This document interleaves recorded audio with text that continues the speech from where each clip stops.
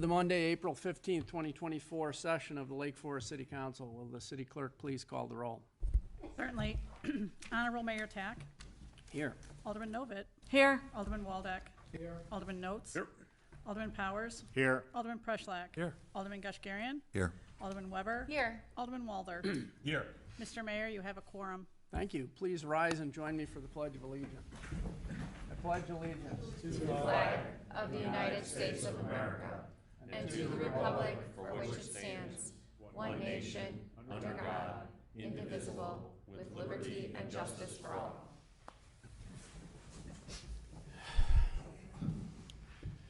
Okay. First item is comments by mayor. Tomorrow will be the last of the ward meetings, rounding out with Ward 1. This meeting will be taking place at the Gorton Community Center at 7 p.m. My only other comment is we have a fairly busy agenda tonight, so let's move on efficiently. Next item is comments by city manager. Thank you, Mayor. Happy to do my part. I have no report this evening. Oh. The next item is opportunity for citizens to address the city council. Would anybody like to address the council at this time? Okay, hearing none, we move on. The next item is committee reports, of which there are 3 this evening.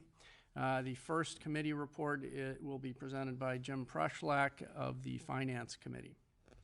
Thank you, Mr. Mayor. We have 2 items today. We're not going to read all 175 pages of our budget, but we're going to approve it tonight. And before I give the mic over to Elizabeth to go through some summary slide presentations, just want to let everybody know that this is a 7-month process, and it's really thorough. Staff and City Council have had numerous discussions. We start with the development of our revenue estimates, which are always conservative.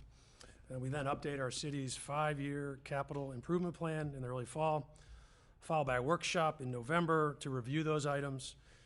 Then we approve the tax levy in December. And the staff then move into development of the budgets, and they link that to our strategic plan over the winter months, and the initial budget's discussed in March. We posted this since April 8th on the website, and here we are today. And so I want to thank Diane and Elizabeth and the department heads for doing such a thorough job on the budgeting. Take it away, Elizabeth. Thank you very much. The document we ask you to approve this evening is called a comprehensive fiscal plan because it's more than the annual budget. It does include, of course, the revenues and expenditures anticipated for fiscal year 25, but it also includes a number of other components related to the finances of the city. It includes information on long-term planning, such as an update of the strategic plan, the 5-year CIP, financial forecasts for the primary funds of the city, and includes the city council fiscal policy. It provides information on goals, both organizational goals as well as department goals, as well as accomplishments for the closing year. And it includes service levels. So there's quite a bit of information about service analysis, cost of services to residents by department, and personnel allocation information. As Alderman Preschlack indicated, we are completing a 7-month process. This just provides a grid regarding the different steps and activities that have occurred over the 7-month period. And we're very proud of the fact that we integrate the city's strategic plan with the comprehensive fiscal plan. So we do that by using these icons for the 6 primary strategic areas of the city's strategic plan. And as you go through the document, you can see those icons appear on various pages to call the reader's attention to certain items related to strategic plan areas. So moving into some of the numbers, before we go to fiscal year 25, we just wanted to recap important information regarding fiscal year 24. As Alderman Preschlack noted, the city has a long-standing tradition of conservative budgeting. So we are conservative on our revenue projections in the general fund so that we do not have unintended consequences during the year in the case that revenues fall short of budget. This summarizes at a very high level where we think we're going to end fiscal year 24. We have a few more weeks, and we've asked departments to estimate their expense actual expenses for fiscal year '24, to give us an idea of where we're going to end up from an operating surplus standpoint. On the left side, I've summarized the variances for revenues. We have two primary revenue sources, building permit revenue and interest income, that is projected to come in significantly over budget. I would note that both of these revenue sources are susceptible to changes based on economic conditions, and so they're revenue sources that we are particularly conservative on in projecting. Interest income 2 years ago wasn't earning anything, and so now with interest rates increasing, that interest income is coming in significantly over budget, and building permit activity has been very strong this year. So we're projecting total revenues in the general fund to come in just under $3.9 million more than budget. As you can see, most of that related to those two revenue sources. Absent those three primary variances, revenue is projected to be a variance of only 0.4%, so less than 0.5% from what we budgeted. Total expenses, including budgeted transfers to other funds, are currently projected at a favorable variance of $255,000, a variance of only 0.6%, so less than 1% than that budgeted. And I would also note that departments tend to be conservative in estimating their expenditures. And so we typically come back to the Finance Committee in July with an actual report based on final fiscal year-end numbers. At that time, there may be additional revenue available for transfer out. With that being said, this was reviewed at the March 11th Finance Committee workshop, and we were given direction to proceed with a transfer of $3.78 million from the general fund to the capital fund that would be a result of these positive budget variances. So looking at the fiscal year 25 budget, citywide, including all funds, revenues projected to be $116.8 million and expenses of $115.7 million. These charts just show a basic breakdown of revenue by source and expense by type, and you can see that the majority of our revenue, 31% of that, is property tax revenue, followed closely behind by charges and fees of 27% of total revenues. And looking at the same pie chart for expenses, you can see that salary and wages represent 25% of the total expenses budgeted. Actual personnel costs in total, including salaries and benefits, represent 38% of total citywide expenses forecasted for 25. I really like this pie chart. Instead of looking at the type of expense, we're looking at function. And so this takes your $115.7 million in projected expenses and shows in millions how that is spread out to various departments and divisions and purposes. So we called out especially the capital at $24.6 million being a significant portion. You can see also below police and fire together representing a significant portion of total citywide expenses.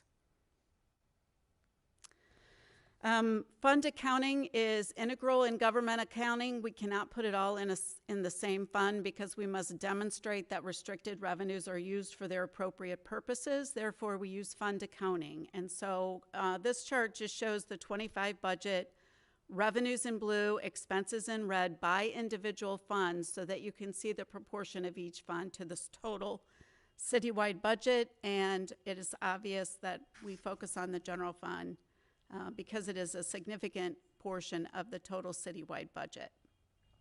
It's also where we budget for the majority of our city employees. Sorry about the buzzing. I think there's an alarm going on out there. The fiscal year 25 budget of the general fund revenue is projected at just under $43 million and expenses of $42.8 million. Looking at the same pie charts specific to the general fund, you see a change in the property tax allocation. General fund budget is significantly reliant on property tax revenues at 54% of total revenues. And also on the expense side, you see personnel taking a much bigger portion of the fund budget than the citywide budget. Personnel costs account for 71% of general fund expenditures. We include long-term financial forecasting in our budget development process. We have 5-year financial forecasts in the fiscal plan of many of the primary funds of the city. This just gives you a recap of the general fund forecast. This is net of operations before capital and one-time expenses. Revenue in blue, expenses in red. You can see prior fiscal year actuals of fiscal year 20, 21, 22, and 23. Our projected estimates for fiscal year 24 and the fiscal year 25 budget. I would just note here you see very easily that drop off of revenue projections reflecting our conservative assumptions in budget development. The green line is very important. The city has a fund balance reserve policy targeting 70% of revenues in the general fund. And so we hold those reserves fairly constant to meet that goal of the city in our long-term forecasting, and we use this measure to calculate the amount of operating surplus at the end of the year that we can transfer over. So the 3.78 number projected on an earlier slide is what will be available after the 70% of operating revenue is maintained in the general fund. The fiscal plan also includes the 5-year capital improvement plan. That's the subject of a special workshop by the Finance Committee in November. Here, this summarizes by type of expense and fiscal year for fiscal year 25 through 29, a capital improvement plan that totals $84.2 million for the next 5 years in investments into the capital assets of the city.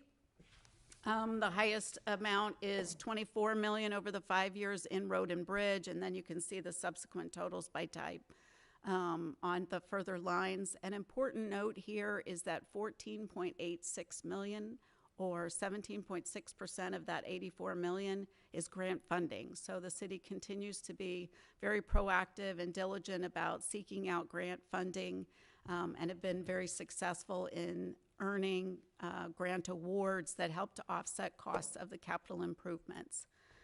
For fiscal year 25, our capital total is $23.35 million. This slide just summarized some of the highlights of projects included in the fiscal year 25 budget as part of the capital plan. And with that, I will answer any questions, but we are looking for the City Council to consider approval of the comprehensive fiscal plan this evening.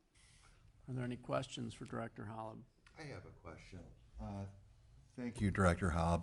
One of the things that I've heard from some of our Lake Forest residents is what is the rationale for having a 70% target in our reserve funds, and how does that work to our benefit? Is it too much? Is it too little?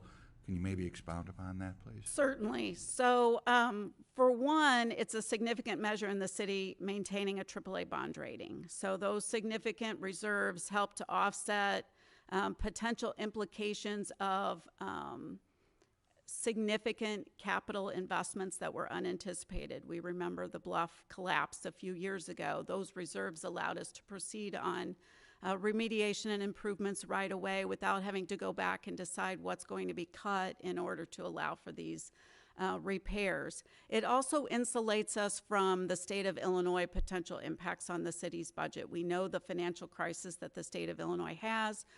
We've seen in the past impacts on the city's budget through reduced shared revenues or threats to further property tax limitations, even on home rule communities like Lake Forest. So it insulates us from that and allows us to be have time to work into our budget any changes that need to take into account impacts on our budget. So that is the primary reasons. Happy to expand on that if there's any specific questions. Thank you. Just one question, Elizabeth. I know the governor's proposed in their budget the removal of the grocery tax. What impact would that have on the city? So the governor's proposed fiscal year 25 state budget does anticipate the elimination of the 1% grocery tax. The interesting part of that is that revenue is a complete pass-through to local entities. It does nothing for the state's budget, but does impact municipalities and counties who receive that full 1% grocery tax. So we project the fiscal impact on the city would be about $525,000 per year if that was approved. And that's part of the 4% on the sales tax revenue that we get? Correct. Great, thank you. Director Holub, I had a question about the percentage of the budget that's allocated to personnel. It's 38%, I believe, you said? Yep. Citywide, yes. Has that been relatively stable over time, or has it seems to me it was higher previously? Am I correct about that? It has been higher, and the reason why that is the last few years we've significantly increased capital improvement budgets. And so with that increase in the capital improvement, it pushes the personnel budget as a total down slightly. What I would note about the general fund 71% is that's been growing. So that, you would see over time that maybe have been 65%. It's going up a point every year or two. Thank you very much. Are there other questions? I do have one other to follow up with Alderman Waldeck's question. If the governor does eliminate that grocery tax, do we have it within our authority as a home rule to claw that back and institute that ourselves, so we're able to continue to offer up the same services that we offer our residents versus having to cut away something for our residents? We do not currently have the authority, but the governor has made public statements that as part of the elimination of the 1% grocery tax, the state would provide authority for local governments to impose their own 1% grocery tax to supplement that or to offset that revenue loss. Very good. Are there other questions? I just have a comment. I mean, I think the 7% of our budget that's consumed by pension obligations and getting ahead of the curve is an incredible story. And, if you think of the state budget, I think their pension payments in their annual budget of $52 billion or such, consumes over 20, 24, 25%, maybe 26. And so that's a story that's just of proactive planning, people that have been here before us to get ahead of the curve, so to speak, to pre-fund it, to recognize it as a problem and be creative in how we solve it. And so I just want to thank you and the team for doing that, because it's really a gift to all of the citizens here, because it allows us to do these projects, because we have obligations for infrastructure as well. And it frees up money for us, and the grants help, and we can still just add to the vibrancy of this town without anything getting crowded out. And that's a real great story. So thank you. Thank you. Okay. Anything else? Anybody from the public that would like to comment at this time? Okay, hearing none, then we will move on, and I would like to ask for a motion to approve the comprehensive fiscal plan for fiscal year 2025. Do I have a motion to approve? So moved. Seconded. Okay, this would be a roll call vote. Alderman Preschlack. Aye. Alderman Kashkarian. Aye. Alderman Weber. Aye. Alderman Walder. Aye. Alderman Novit. Aye. Alderman Waldeck. Alderman Notes. Aye. Alderman Powers. Aye. 8 yea, 0 nay, motion carries. Very good. The next item is consideration of an ordinance making a supplemental appropriation for the fiscal year beginning May 1st, 2023 and ending April 30th, 2024. First reading, and if desired by the council, final approval. This will be presented again by Alderman Preschlack. Oh, you just did it for me. Elizabeth, take it away. Thank you. We just reviewed this at the immediately preceding Finance Committee meeting, but as a part of year-end and budget development, we review anticipated expenditures that will exceed the budget and appropriation ordinance by fund. And this year, in fiscal year 24, we're seeking a supplemental appropriation for 3 funds.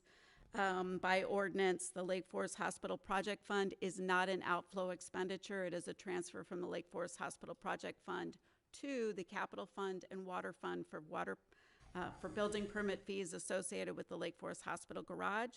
The Park and Public Land Fund supplemental appropriation is due to the Forest Park Boardwalk being advanced in 24. That would have been an expenditure budgeted in fiscal year 25 instead, and so we just have accelerated that construction, requiring a supplemental appropriation. And the Emergency Telephone Fund, which accounts for E911 surcharge revenue on telephone bills, requires a $35,000 supplemental appropriation. due to the council's approval to proceed with replacement of fire department radios in 1 year rather than spreading that over multiple years. Be happy to answer any questions. Otherwise, we have the ordinance for your consideration, and if you'd like to waive first reading and grant final approval, you may do so. Thanks. Are there any questions, comments? Is there anybody from the public that would like to comment at this time? Okay, hearing none. I would like for a motion to waive first reading and grant final approval of the ordinance, making a supplemental appropriation for the fiscal year beginning May 1st, 2023 and ending April 30th, 2024. So moved. Seconded. This will be a roll call vote. Alderman Kashgarian. Aye.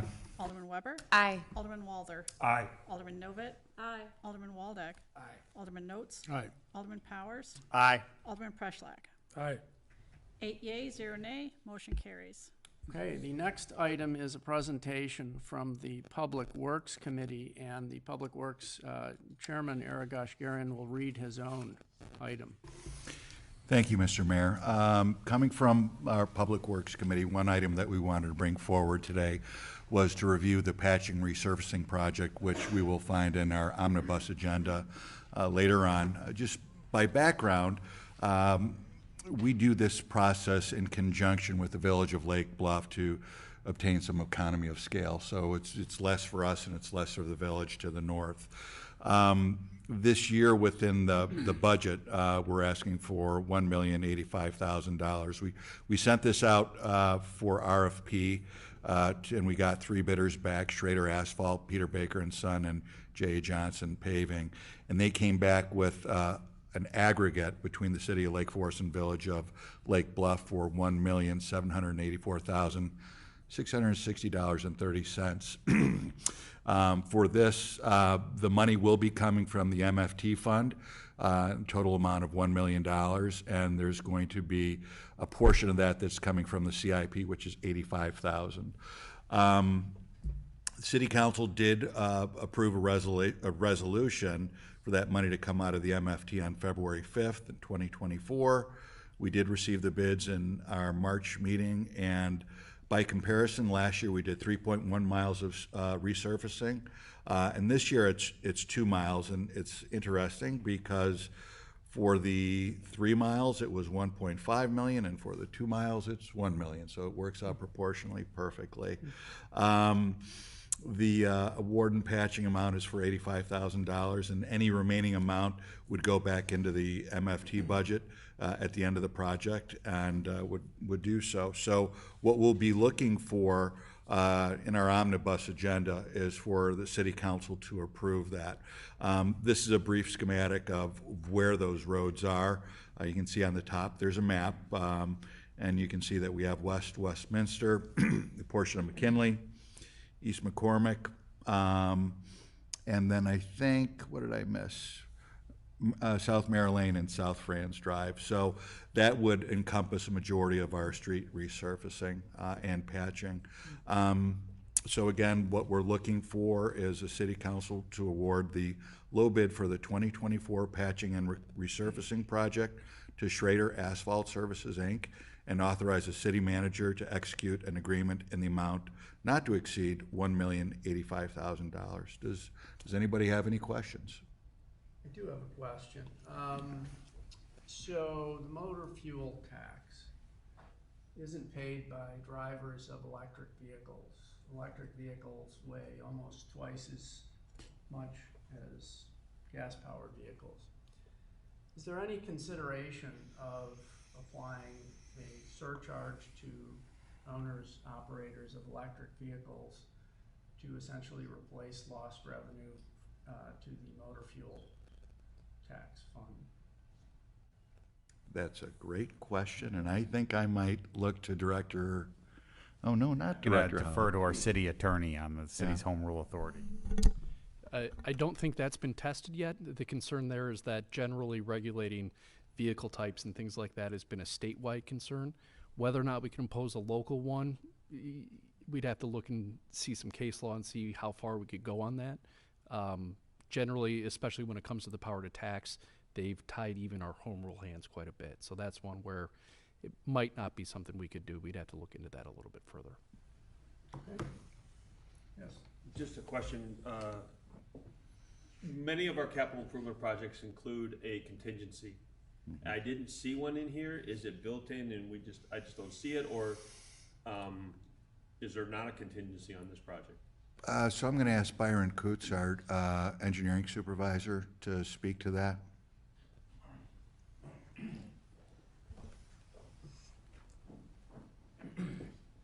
Hi, good evening. Yeah, so for this project, the contingency is just built in. So for a lot of our construction projects, we will add a 10% contingency on top. The resurfacing, it's a pretty known quantity. I mean, we know the streets, we know the limits, and we do build in a little bit of extra quantity to some of the individual pay items, but as a whole, we don't put a contingency on top. Thank you for the response. Very good. And this item will be in the omnibus, correct? So we are not voting on this now. Thank you, Alderman Gushgarian. The next report is from the Environmental Sustainability Committee, and this will be presented by Alderman Weber. Thank you, Mayor, members of the council, for listening to a little update from ESC. Thank you, Dana. Wanted to highlight, first of all, April being Earth Month. And as you can see on the slide, there's a number of events happening in our community. If any of you saw your email today, we kicked it off with a Lake Forest love story about composting. Most notably, there'll be a free paper shredding event coming up on Saturday. And one of my favorite is kicking off Arbor Day with the free sapling giveaway. We'll have 3 different types of saplings: the hackberry, Black Hills spruce, and Norway spruce. And those will be placed at many prominent locations behind City Hall and some of our other parks: West Park, South Park, Northcroft, and Everett School. And they're replenished daily, so you can pick those up throughout the week. I also want to note you should watch the video by our forester, Corey Wierma, who will tell you how you should properly plant those, particularly with a year of cicadas coming, and they tend to impact our young trees heavily. Next slide, please. Moving on, just to highlight and remember that the efforts of this committee are alderman-led, and we have Alderman Novitt and Alderman Powers sit on that committee with me. Thank you so much for your time. And we've really worked to provide policy guidance and input on capital and operating project initiatives that really forward the history of our long history of proactive environmental and eco-conscious planning. With this committee was set up a number of years ago, and I feel like now, chairing this committee, this has become standard practice, particularly in public works, which I've had the opportunity to serve on this year. And so a lot of this now is just ingrained in our policy setting, and I think it's a wonderful way to continue through community education and awareness. You can see on the right there are 4 priorities in which we look upon. So greenhouse gas emissions, waste management and reduction, stormwater management, and health and wellness. Things like our idling campaign that we had last year and approved. Next slide, thank you. Diving in a little bit deeper, but you can read for yourselves, we just mentioned talking about electric vehicles and start installing EV charging stations in town. These ports, we have a total of 8 ports, if you weren't aware. The users are charged $1 an hour, with the city receiving 55 cents per hour, and the other portion of the fee going to the ComEd and service provider. We also are looking at moving in our forward planning, conversion of city fleet vehicles to new hybrid and EV. We've got our solar community program that's made possible by the North Shore Electricity Aggregation Consortium and Metropolitan Mayors Caucus. In waste management, we've talked many years and continuing the Rethink Recycling campaign, our interns that provide the curbside audits through the summer, really as an education for our residents so that they can see what they might be putting in that's incorrect. I mean, I've learned so much sitting on this committee that if you're not going to clean your peanut butter or mayonnaise jars, you should put them in the trash.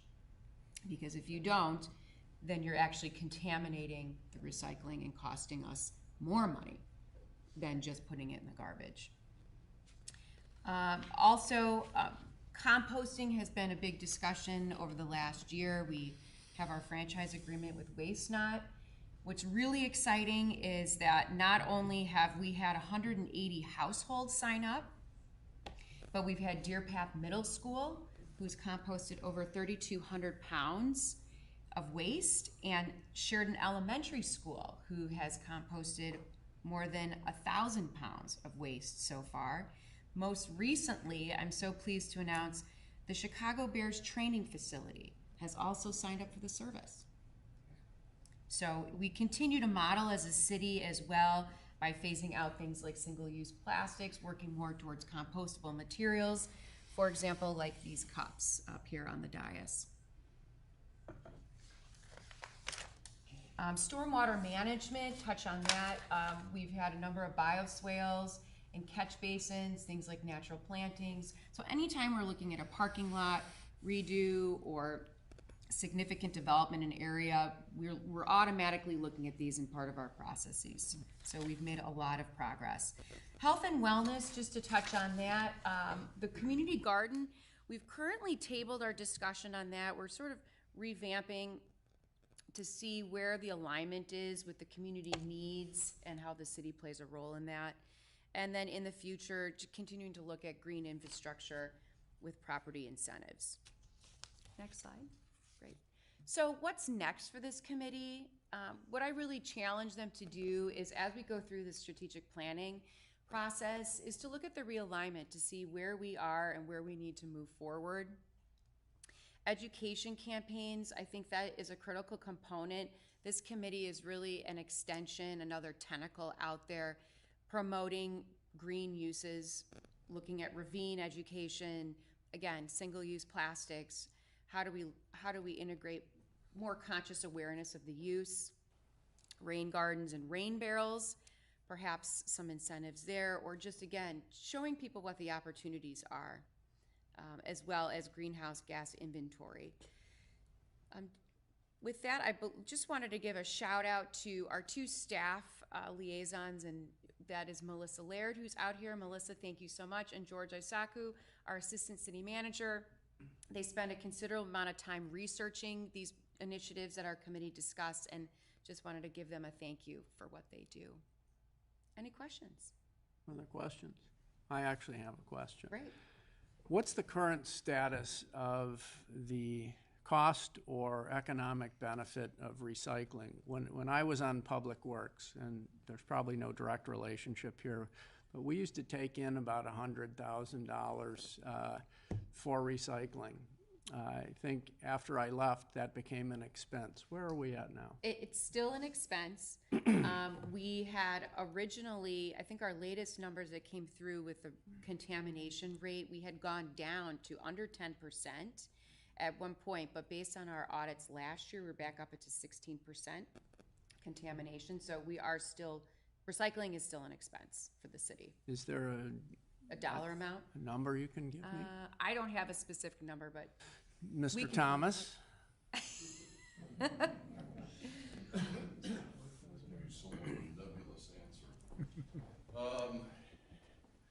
A specific dollar amount, I'm going to ask Elizabeth to help on exactly, because the challenge with this is that it changes every month. We were upwards 6 months ago, $80+ a ton. We're down to $24 a ton to get rid of. So it changes every month. We're given a number every month, and that's based 100% on market. If they have a place to sell this material, there's a demand for it, then price is better for us. But if the market goes south, it costs us more to get rid of because they have a huge amount of it sitting in the warehouses. So we will spend about $200,000. Am I in the ballpark, Elizabeth? About $200,000 annually to get rid of recyclables. But again, that changes every month, where obviously our tipping fees at the dump are straightforward. They don't fluctuate. Thank you very much for that. Any other questions? No? Thank you, Chairman Weber. At this time, before we move on, I would like to give a very large thank you to Alderman Preschlack for his service as Finance Committee Chairman. I believe this is your last meeting. As Finance Committee Chairman, he's done an amazing job. Of course, he works with spectacular people. not to diminish the effort, but it's greatly appreciated, and he's done a terrific job, so thank you for that. Thank you.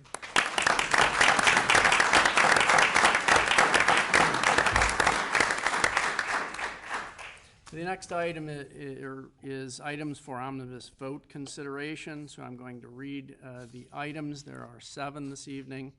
At the end, I will ask if you would like to have any item removed or taken separately. Item 1 is approval of the April 1st, 2024 City Council meeting minutes. Item 2 is approval of the fiscal year 25 personnel policies and practices, administrative directives, and pay plan changes. Item 3 is the approval to authorize the city manager to execute a 2-year professional services agreement to a form acceptable to the city attorney for concession services at Deer Path Community Park with Kemper Sports Management.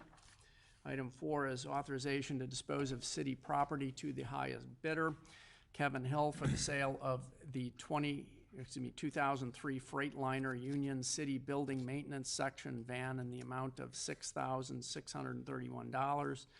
Item 5, approval of a purchase of a replacement cemetery section medium-sized utility truck to CIT Trucks, the chassis, in the amount of $54,886, and Linco Equipment Sales, the body, in the amount of $28,299 for a grand total cost of $83,185. Item 6, award of the low bid for the 2024 patching and resurfacing project to Schroeder Asphalt Services Incorporated, and authorize the city manager to execute an agreement in an amount not to exceed $1,085,000. Item 7, approval of design engineering services for the Scott, Wisconsin and Griffith Woodland Storm Sewer Improvements to Gewalt Hamilton Associates Company Incorporated, and authorize the city manager to execute an agreement in the amount of $40,400 to include a 5% contingency in the amount of $2,020 for a total cost of $42,420. Are there any items that council members would like removed or taken separately? If not, can I get a motion to approve the 7 omnibus items as presented? So moved. Second. Roll call vote, please. Alderman Weber? Aye. Alderman Walther? Aye. Alderman Novit? Aye. Alderman Waldeck? Aye. Alderman Notes? Aye. Alderman Powers? Aye. Alderman Preschlack? Aye. Alderman Gashagarian? Aye. 8 yea, 0 nay, motion carries. Excellent. There is no old business this evening. We'll move on to new business. This time we would like to present consideration of a resolution approving a purchase and sale agreement for the acquisition of the building and property located at 1925 Field Court for adaptive reuse as a new City of Lake Forest police facility, and approval of contracts for building and site assessments and a space needs analysis, approval of a resolution, and approval of contracts motion. This will be presented by City Manager Jason Wisha. Okay. Oh, I have some comments. I'm sorry. In preparation for this, I'd like to make several points. First is 95% of the community-wide survey respondents ranked overall public safety as a very important factor when choosing to live in Lake Forest. So we know public safety is important to Lake Forest residents. The City Council's capital budget workshop last year, I identified space and operational challenges with the current public safety building, which houses both the police and fire department. Earlier this year, with the results of the community survey in hand and understanding the limitations of the existing public safety building, the City Council began discussions about making planning of a new police facility a priority. We, as a City Council, identified a new police station as a priority, and staff began investigating and evaluating possible locations for a new facility. The process has moved considerably faster than anticipated, and I think I, as well as the council, are very excited that we're here tonight to consider a potential property. At this time, we'll move on to Jason Wisha, City Manager. Thank you very much, Mayor. And echoing the mayor's comments, certainly at a staff level, we're really excited to share both with the City Council and the community this unique strategic opportunity that has presented itself fairly quickly. Given the magnitude of the project, we do have a lot of information to cover tonight, and we'll do our best to be concise, but just ask you to bear with us a little bit, just to provide a quick high-level summary of the topics we'll be covering tonight. First, we'll be providing background information on why we're having this conversation, namely the current challenges of meeting the modern needs of policing out of our current station. We'll then provide a summary of the city's exploration of potential new sites and how that led us to the current option that's before you tonight. We will review the terms of the negotiated purchase and sale agreement before you for consideration, as well as other approvals associated with this project that are included on tonight's agenda. And then we'll finally provide a timeline for the city's due diligence processes and what will come next over the preceding few months prior to council considering formal close on the property. And so to begin the presentation, I'm going to turn it over to our Deputy Chief, Mike Lang, to walk through at a high level why the need for a new facility. Thank you, Mr. Wisha. I apologize if I have to bend over a little bit. Thank you, Honorable Mayor Tact, and ladies and gentlemen of the City Council, for allowing me just a few moments to talk to you a little bit about, what are some of the needs that are needed in law enforcement policing in 2024. Some of the limitations that our current police department, challenges that it has in front of us, and how a new facility is really going to allow us to continue to provide the highest level of service we possibly can to the residents. Our current police department was built in the 1960s and was never really designed for future expansion. So there's some limitations there. Policing has significantly changed in the last 25, 30 years. That was when the last major renovation was done to the police department, 1997, when there was anything substantial, done, and things have changed quite a bit since then. And obviously, our floor plan is a little bit limited in size. I'm very proud of the work the police department has done in my 20 years of being here and seeing how we've overcome and adapted to a tremendous amount of challenges. So I'm very proud of our ability to continue to provide a high level of service to people. However, I have some concerns about continuing to doing that in the years to come as societal expectations continue to change and the state of Illinois continues to demand more and more of our training.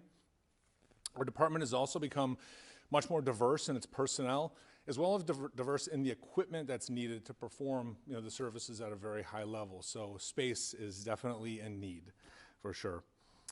We share our current space with the fire department, and they've been an amazing partner, and we do have a great relationship with them.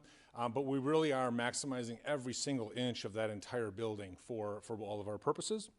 Unlike the fire department, who requires centralized facilities to make sure they can respond, we don't really require any sort of centralized facility. We can clearly operate in a non-centralized facility because we have a multitude of officers that are constantly out on patrol 24/7, 365, responding very quickly to the community needs.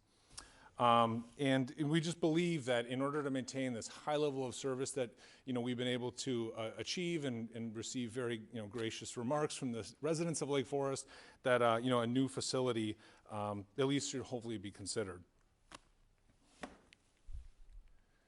So one of the main challenges that we're going to face is our training needs. We have a significant amount of training that we're not only mandated to do by the state, but that we believe is important to maintaining a very high professional police department. So it's really, really significant. It's one of our biggest focus areas to constantly make sure we are well trained. The existing classroom that we have in the police department can only accommodate 15 people. So it's a very, very small room. If we wanted to contract with an outside vendor to provide some higher level training, very, very difficult to do that in our police department. Just simply very little space to have anything of substantial size. Year over year, we're obviously seeing our demands for training continue to increase. Not just in the state mandates, but also in the type of calls for service we're receiving in town, making sure our officers are well prepared. One of the examples of how we try to maximize every inch is we have what we call a defensive tactics training room. It's a small room, it's padded, and it's great for training, but we have a consortium with 5 other police departments where we actually have access to a virtual training machine, which is a very high-level, excellent training piece of equipment. We have nowhere to put it in our police department but that room. So we actually have to completely remove all of the padding and on the floor and repurpose that room for 2 months. So we can only use that room for about 10 months for DT training and then 2 months for the simulator training. So it's an example of how we have to continuously repurpose areas around our police department to maximize our training. Our evidence storage area is in the basement of our police department, and it is extremely small.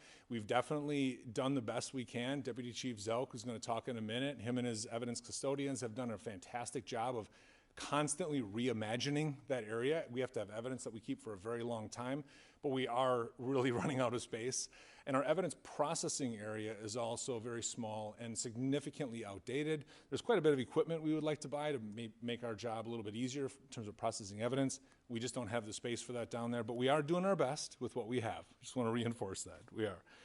Our investigations unit is maxed out. The space provided for our investigations, our school resource officers, our detectives, our social worker, our management analyst, very, very limited.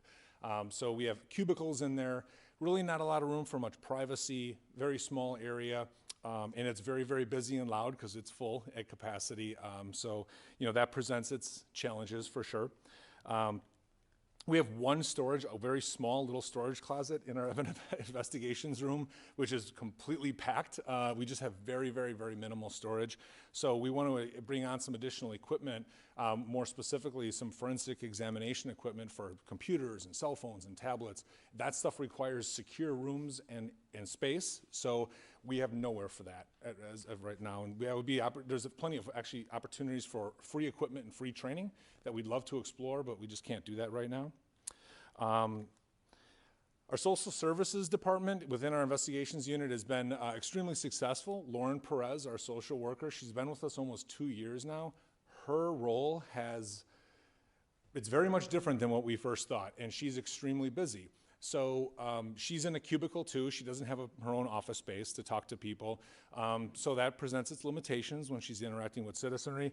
She has one small area to provide counseling services for free for residents if they need that. And that's in the lobby of our police department. And that obviously presents a privacy issue when somebody wants to come in and have a conversation with her, sensitive in nature, and they could either, when they're going in or coming out, come across other residents. We just don't have that ability to provide any other space for her. So something we definitely would like to have for sure. We have very, very little actual private meeting spaces. We have one conference room in the police department that we share with the fire department, so we do make sure we're not conflicting when we use that room, but it's only one room.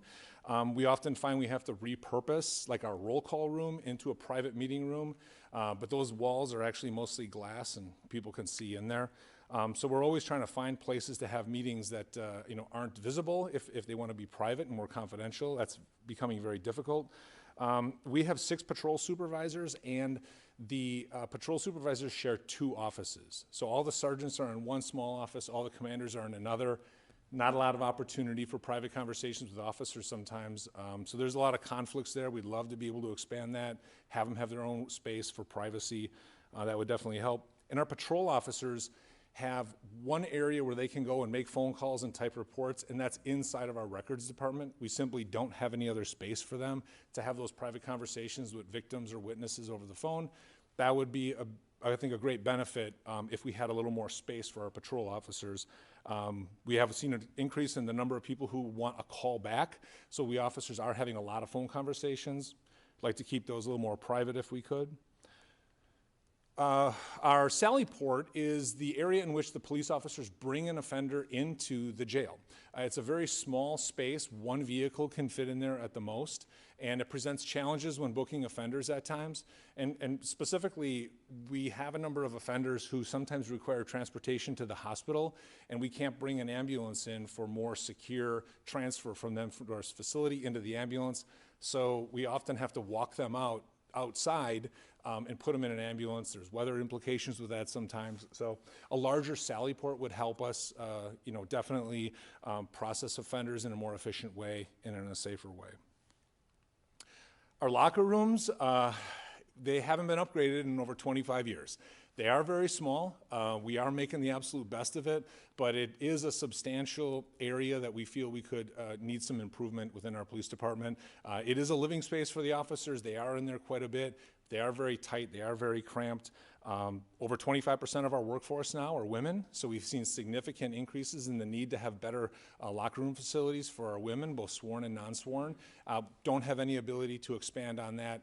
And obviously there comes a considerable cost with trying to upgrade those. We really genuinely believe that an improved department is going to better position us, right, to be the best police department we can in the future. The state of police hiring, as you probably are aware, is difficult to say the least. We do our best to keep our standards as high as we possibly can. I'm very proud of how we've done that.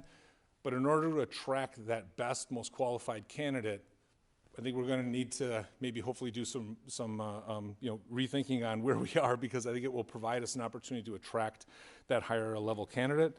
And we believe that improving the facilities obviously is going to be in a great position to retain our excellent police officers. A lot of competition out there. We're trying our best to keep everybody. I think that will help a little bit as well. And finally, really, we have current needs, and then we're always going to have a ton of unknown needs. 10 years ago, some of the things that we deal with today, if you said 10 years in the past, if you just said, hey, are you going to be dealing with this in 10 years? I'd be like, no way, and we are. So we never really know what those unknown needs are. Adaptation is really, really important. As our different services evolve, we just really feel that we're going to have to be constantly adapting our work environment to provide the highest level possible. We just believe a new facility is definitely going to help us train, retain, and recruit the highest level candidates we possibly can. And I just think it's something that we really passionate about, and we just hope we take it into consideration. With that, I turn it over to Mr. Wisha for his comments. Thanks, Mike. Already on there. So after City Council had provided direction on making a new police facility a priority, staff began evaluating possible locations for a new facility within the community. We really considered any and all options that would be available. So public property, private property, new builds, adaptive reuse of existing facilities.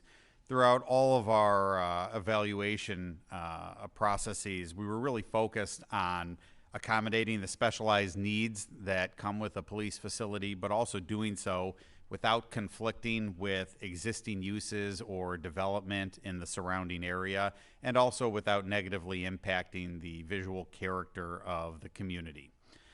We engaged in significant studies and research of communities that have built new police facilities over the last decade. We looked at nearly a dozen, I believe, in total, and that analysis looked at everything from high-level cost and size of the facility to more detailed operational questions, a lot of which Mike referenced, whether it be the inclusion of gun ranges, social worker space, training size space, covered parking, things like that.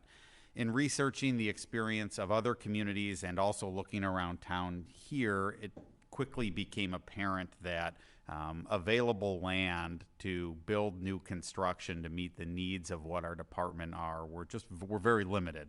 And the costs associated both with potential land acquisition and then construction of a new building led us to come to the conclusion fairly quickly that the best option for the city would be adaptive reuse of an existing building.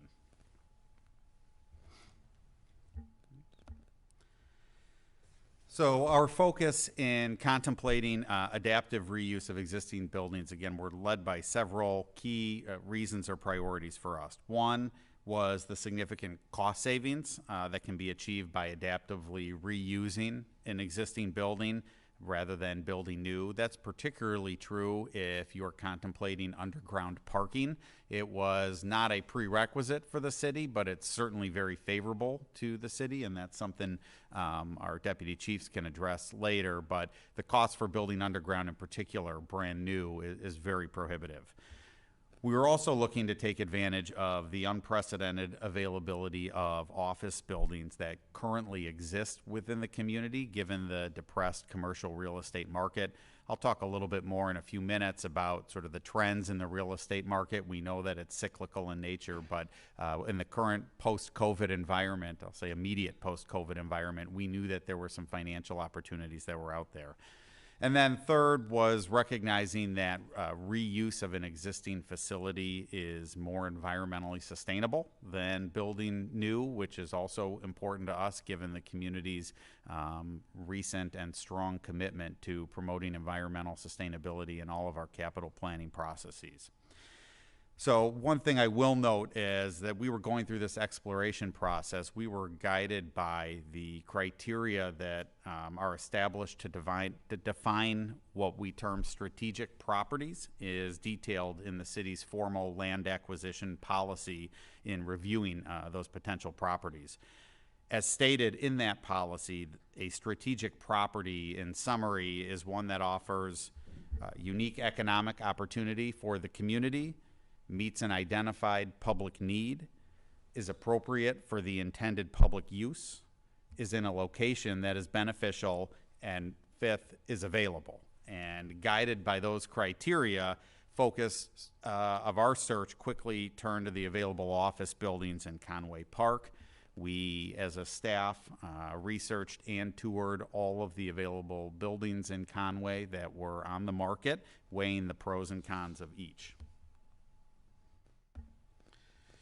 Ultimately, the building at 1925 Field Court was determined to provide the greatest opportunity for adaptive reuse to meet the city's needs. As you can see some of the details here on the slide, it is a 3-story commercial office building comprising about 98,000 square feet.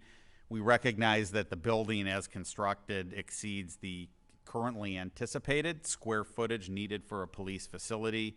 As Deputy Chief Lang said, that this does provide us the opportunity to maintain some flexibility in the future, not knowing what the demands of policing might look like 10, 20 years from now. But this also provides us an opportunity to entertain discussions with other public safety agencies that may be interested in leasing some of the available space that exists in the building that we may not utilize. The building was constructed in 2008 and really lends itself to configuring both publicly accessible and secured areas, both inside and outside the building, very critical for a police facility. Importantly, the building has 66 underground parking spaces. And again, underground parking both for maintenance and care of the fleet within the police department, as well as for transporting prisoners, provides a lot of benefits for us and was certainly attractive to staff in reviewing these options. One additional added benefit to just looking at all of the properties out there are their proximity to our city's municipal services building out there. It's important to us, or at least provides some value to us, given that is the location where all of our police vehicles are maintained and fueled. In addition, the police facility is a compatible and complementary use to the established office uses that exist in Conway Park. The use as considered here meets all of the applicable zoning criteria. I note that because we have received potential interest, are aware of potential interest, not just in Conway Park, but if you've been reading the news throughout the region and the country about potential adaptive reuse of office buildings converted to multifamily residential. There were some preliminary conversations with the Conway Park Owners Association, and they made clear their objection to residential conversions at this time. Unlike proposals like that, this meets all current zoning codes. we believe Conway Owners Association, through our conversations, are supportive of this use. And in fact, in the long run, perhaps the presence of a new public safety building in Conway Park may be attractive to prospective tenants from a security perspective, to know that we would be a neighbor. So really pleased with the negotiation process and how it played out. I want to take just a brief moment to highlight the key terms of the purchase sale agreement, to be transparent with the community about what is being considered tonight. As the mayor noted, this negotiation process did move very quickly, but I'm confident that the city not only received favorable terms throughout the negotiation process, but really accomplished the key objectives that we had going into that process. As you can see on the slide, we have the opportunity to acquire this building for a competitive price of $3.5 million. That's just over $35 per square foot. I'll provide some financial context for what that means comparatively on the next slide here. But if this is something that the council wanted to entertain, as Elizabeth had noted in her presentation, it's anticipated staff would recommend utilizing FY24 general fund surplus revenues to fund the acquisition of the property. So we were able to acquire this property without having to draw down existing reserves or borrow. And again, we'll talk in a few minutes about future costs that will be associated with the project. If the city council moves forward tonight with executing the purchase sale agreement, as you can see, that will trigger a 90-day window for the city to conduct its due diligence, with an option to extend for an additional 30 days. Deputy Chief Kevin Zelk will walk you through that due diligence process and some of the other approvals that are on your agenda tonight later in this presentation. And then finally, if there were no major concerns at the conclusion of the city's due diligence period, then the city would have 60 days to close on the property itself. One important point that I want to note was the city's insistence on negotiating favorable language specific to exercising our right to terminate, given the number of unknowns that are involved in this. As we negotiated part of this process, the city has the right to terminate the purchase sale agreement for any reason or no reason prior to the expiration of the examination period, and receive a refund of its earnest money deposit. So if there are any major red flags identified, if as we do this preliminary space needs assessment, the range of build out costs are determined for whatever reason to be prohibitive to the council can walk away from this, and the only expense will have been the contractual awards that are on your agenda for this evening.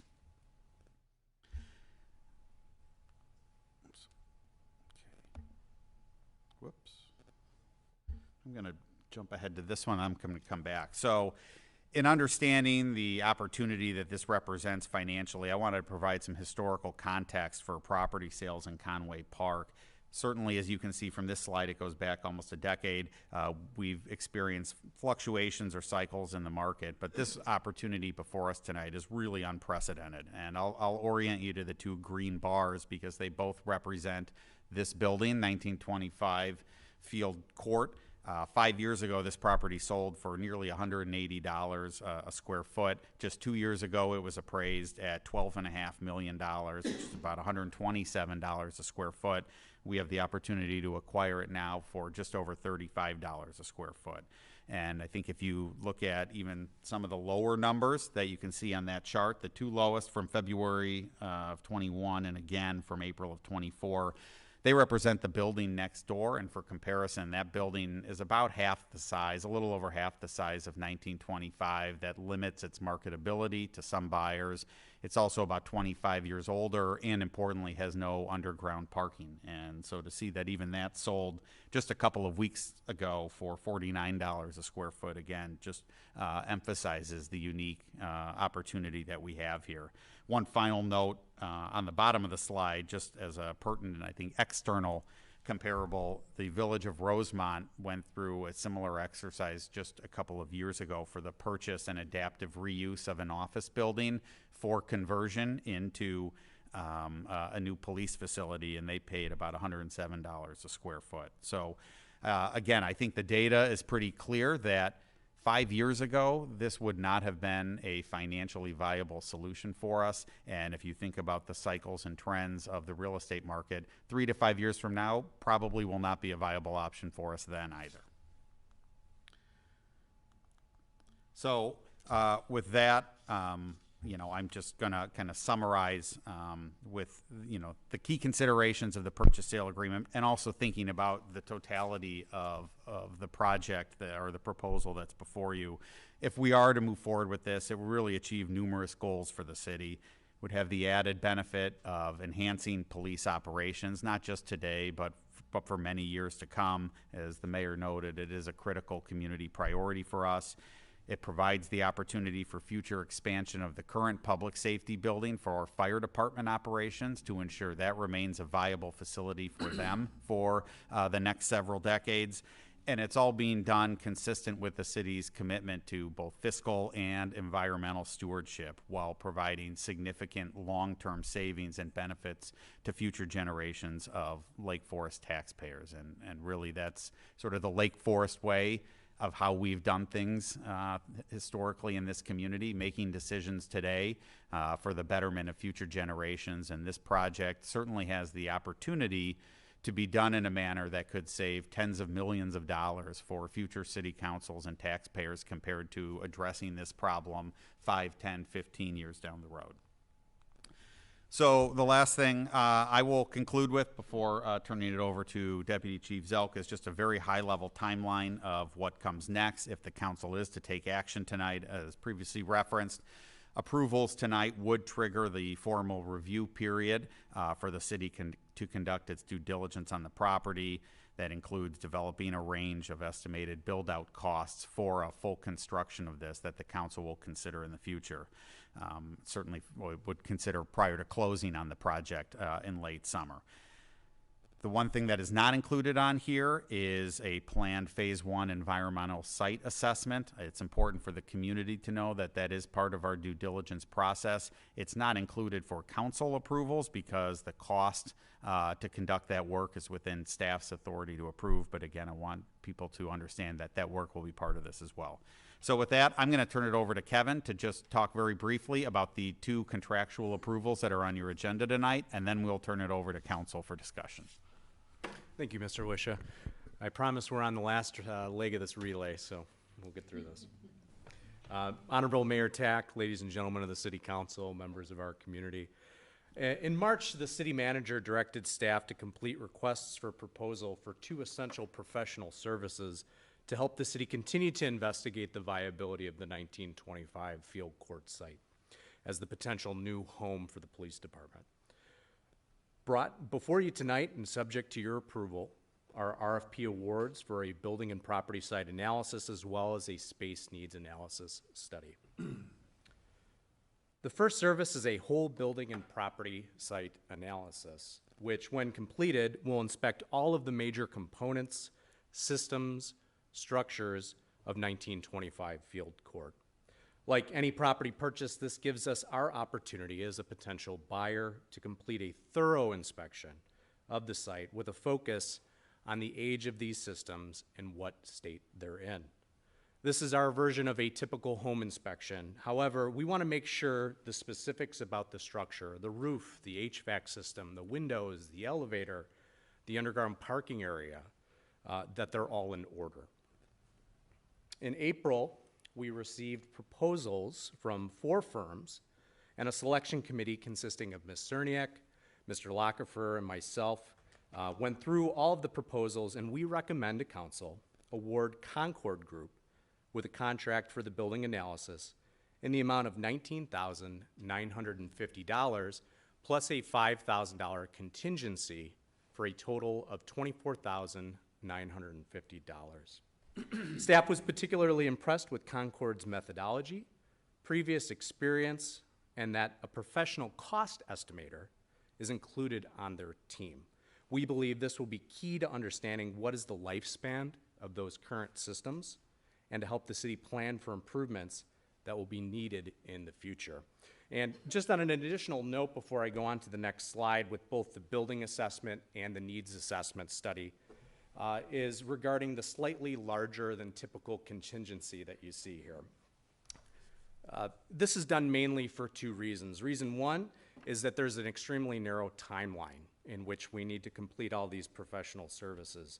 In order to comply with the conditions of the purchase sale agreement, these services need to be completed within that PSA window. And secondly, you know, we don't do this every day. It's not something that, you know, purchasing large properties for adaptive reuse is really a project of this scope that we do. So we want to make sure that we're very deliberate in everything that we do and that we're providing you with the best possible information. It's got a tight timeline. There's the potential for some unseen challenges and the complexity that can go into constructing a modern police facility.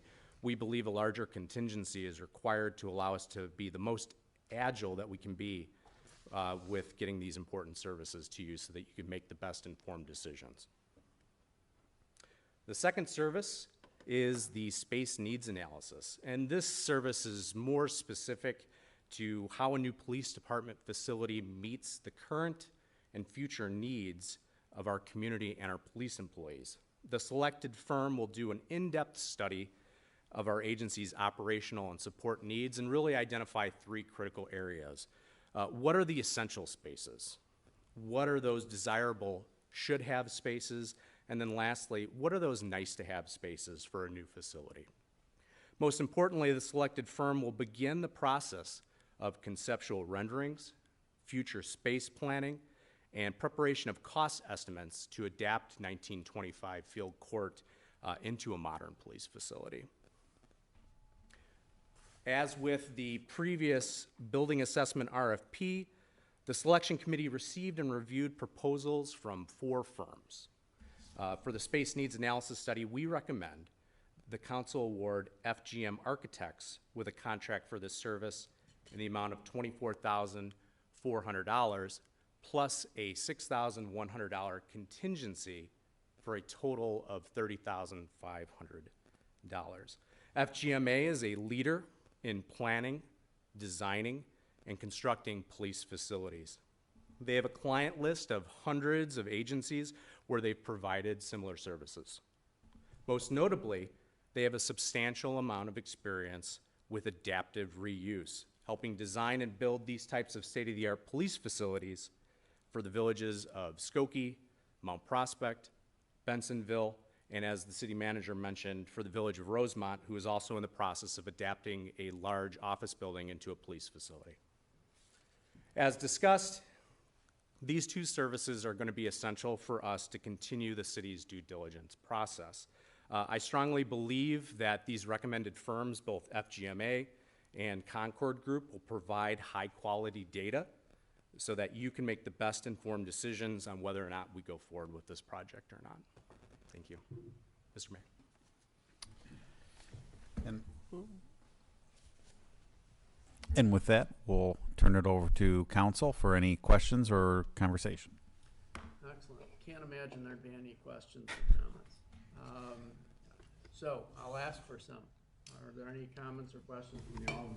Yeah, I do have a few comments, and just for the benefit of the public, when this was initially brought to us, there was not a uniform opinion. You know, if we're all thinking the same, we're not thinking. And I want to assure everybody that we talked about this in some detail.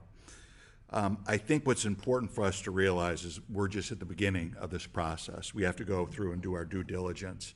We're going to have a 90-day period where we can do all that, no pun intended, investigative work and really know what we're getting into. I think, you know, really the space needs analysis are critical. I think uses are critical. And I think that knowing that this is the first step in a long process is important for our residents to realize. The second thing that I think is incredibly important, to echo what the mayor said, 95% of the community viewed police and fire services as most important. And looking at this and evaluating that, I think fulfills our obligation to those residents to make sure that, we're doing what they put value in. And I think pursuing the best options for both our police and fire department. And one thing I would add, the other side of the coin is that if we do see fit to move into this building and do some adaptive reuse with that building, we do have a large portion of the current public safety building that will need to be reutilized by the fire department.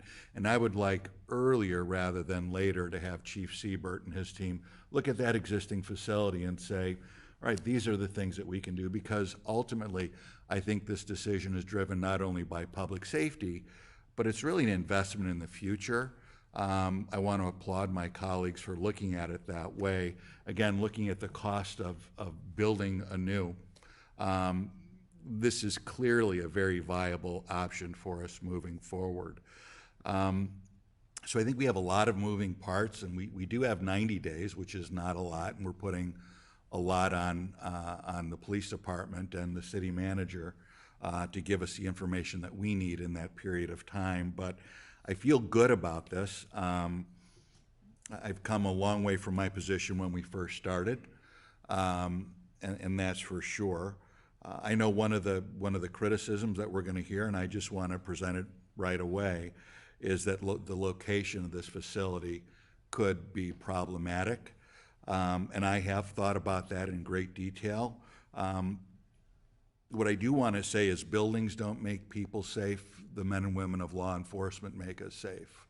And those are the people that are out on the streets. The most important thing is that they're out on patrol and they're keeping our community safe. The building is really ancillary, but it's going to allow them the opportunity to execute their mission all that better. But moving out to Conway Park, one of my colleagues and I were talking about, this is a service-oriented organization, our government. And the best analogy I can come up with is when our old municipal services building used to be on Laurel Avenue. And we took it and threw it all the way out there in Conway Park. And I don't know that many people saw any change. It's still very accessible. I go out there. I know many residents do. When I'm there, I see them out there. We're still able to provide the same level of services. So I would anticipate that being the same with the police department. I know there's some various walkarounds that we can do in terms of possibly substations or things of that nature, but I feel really good about this, and in the first step, I think we're taking a very good one, and I think that it is really adhering to our principles of being good fiscal stewards and looking forward and investing in the future. So those are my thoughts, Mayor. Very good. Are there others? Yes, Alderman Weber. Thank you. I was a little surprised to see a 25% or more contingency amount allotted for these two proposals that we have in front of us. I certainly understand the time constraint, but I don't know if someone can speak to that a little more. Yeah, I think Kevin did a nice job of articulating it. Our intent and goal is never to utilize the contingency dollars.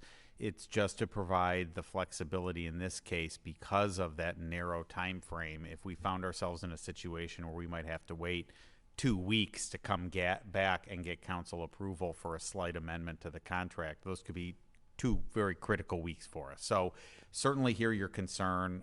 It is not something we would have, as was noted, traditionally request, but it is, again, unique to this project.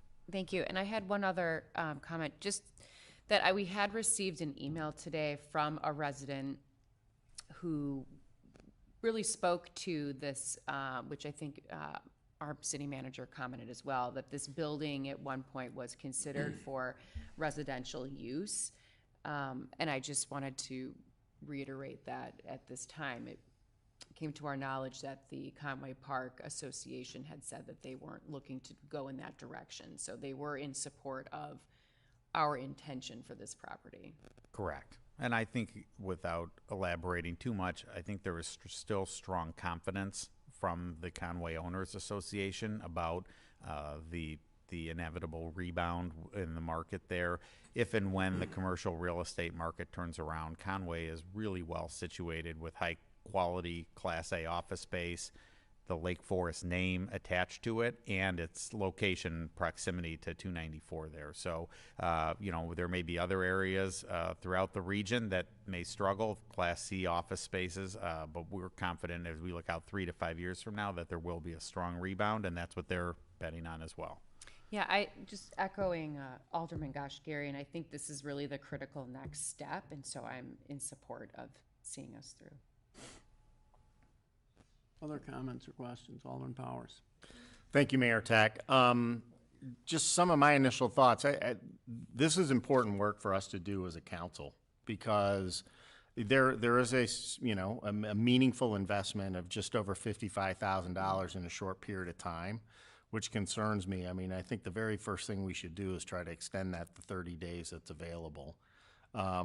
Because I think that process is there'll be a binary result. It'll either confirm that this is a good site and repurposing it will allow us to be all the, fiscally responsible stewards we claim to be to avoid substantial costs 10, 15, 20 years down the road, particularly if we had to greenfield a site like this.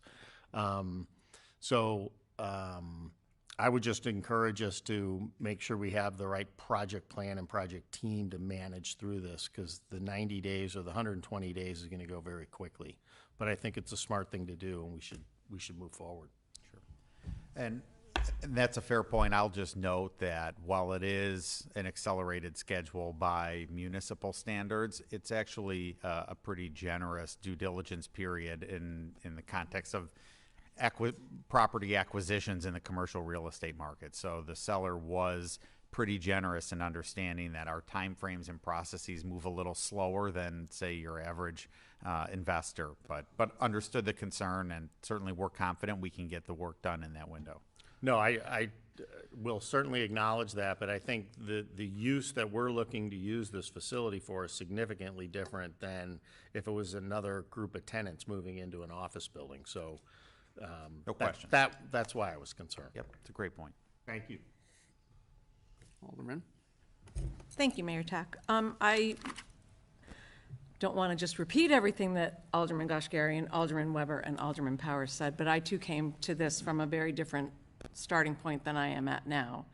And I too appreciate the financial responsibilities that we have, and I do see this as an opportunity to accomplish a big thing in the most fiscally responsible way possible.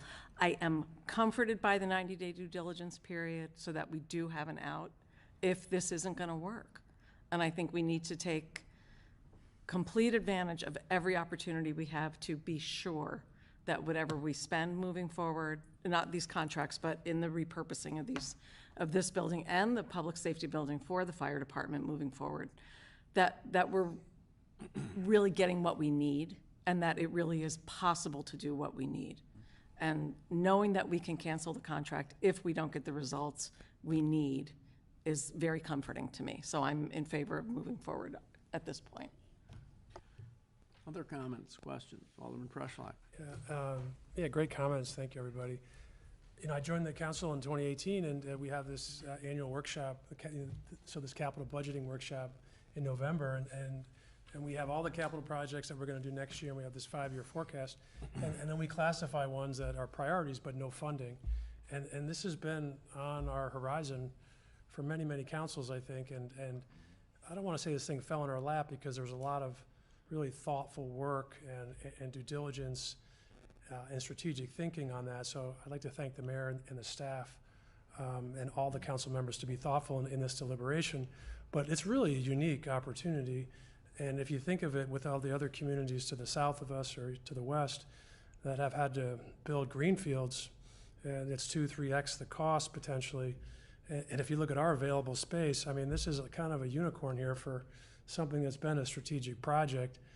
And I just really am encouraged by it. And like you said, we can go through these steps, and we don't have to do it if it doesn't work out. But it's really unique, and it quite frankly reminds me of 10 years ago when people said we have a need to solve our pension crisis and to get ahead of it, right? So we have this need. It's been identified for 10 plus years, and we have a chance to get ahead of it.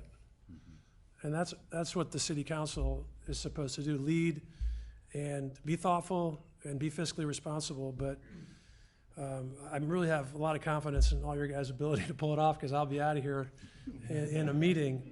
But I just can't thank you enough, city staff and the mayor and the council, for thinking about this existing need. And I think it's just, you really are doing a service to future generations from asking the right questions and doing the tough thing now, so we can benefit in the future and people go, wow, that's what they did, that's great. So thank you for your consideration after I term off. Excellent. Thank you, Mayor. Walter. One of the things, I'm a newer member of the council, and you being one of the longer members, I'm struck in my first year the magnitude to which the council and the city leads with purpose and with direction, in consideration, careful consideration of existing ordinances that are in place, rules, processes. And this is another example of the city and the city staff considering all aspects of the decision-making process. And so I, too, because of that, am very comfortable in making this decision to move forward. Great. Are there any others?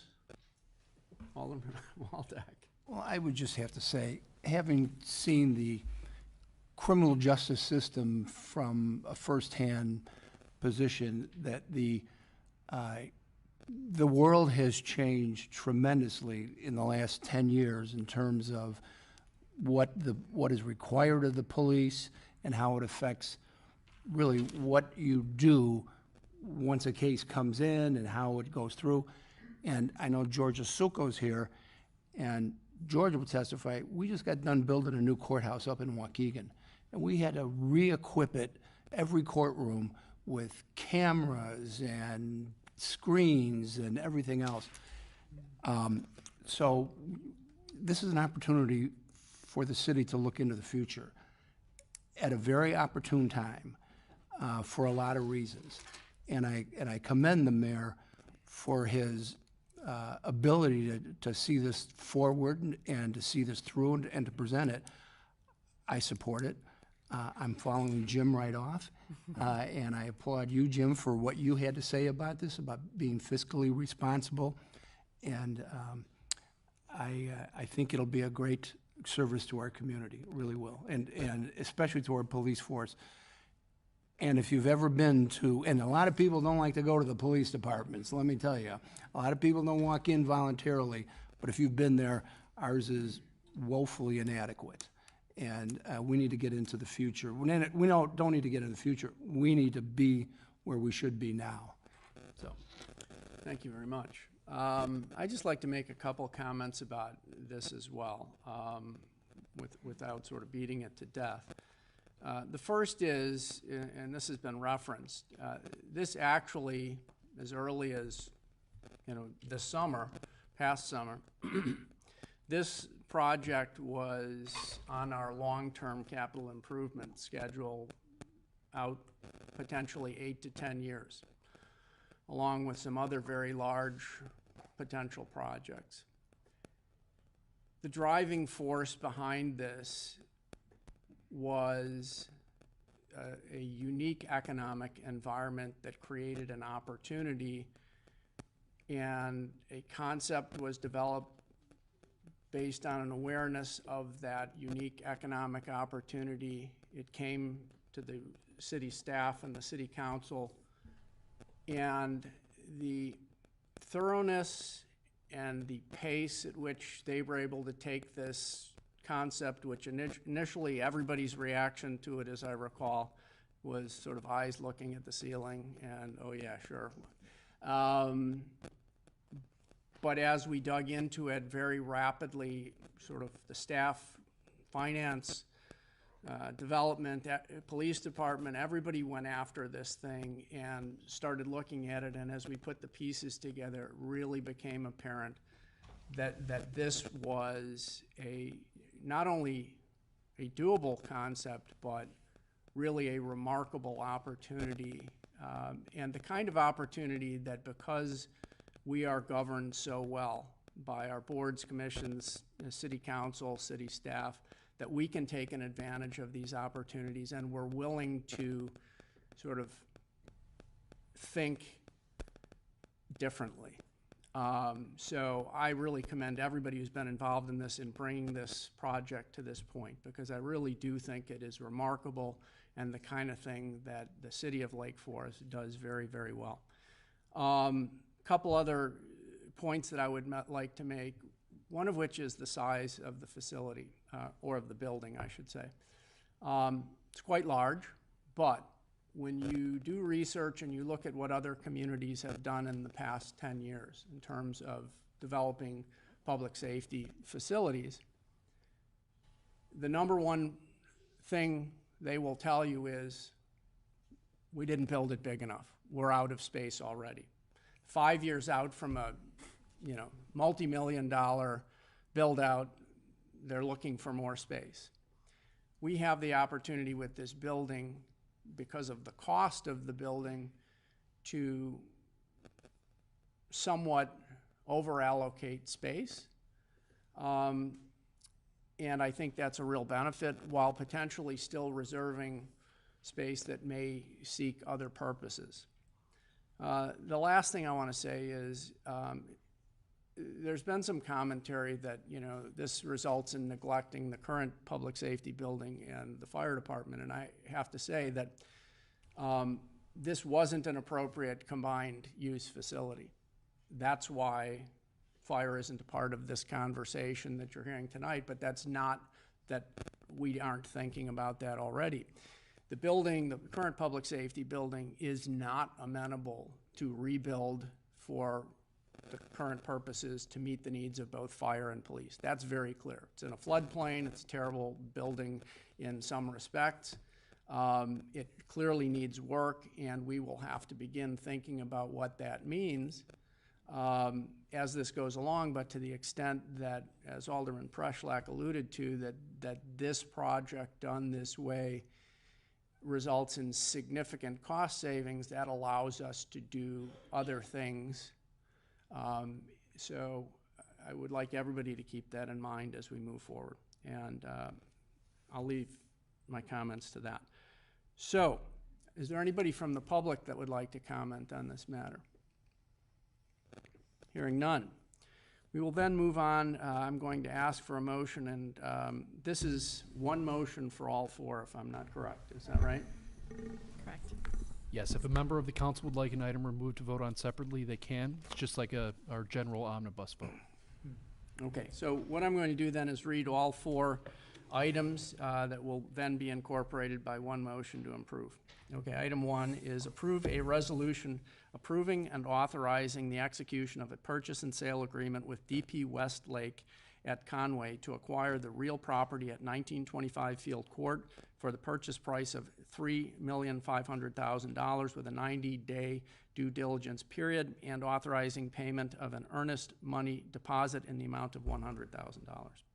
Item two, authorize the city manager to enter into a contract with FGM Architects for a space needs analysis for the police department in the amount of $24,400 plus a $6,100 contingency for a total of $30,500. Item three, authorize the city manager to enter into a contract with Concord Group for a whole building and site assessment at 1925 Field Court Department in the amount of $19,950 plus a $5,000 contingency for a total of $24,950.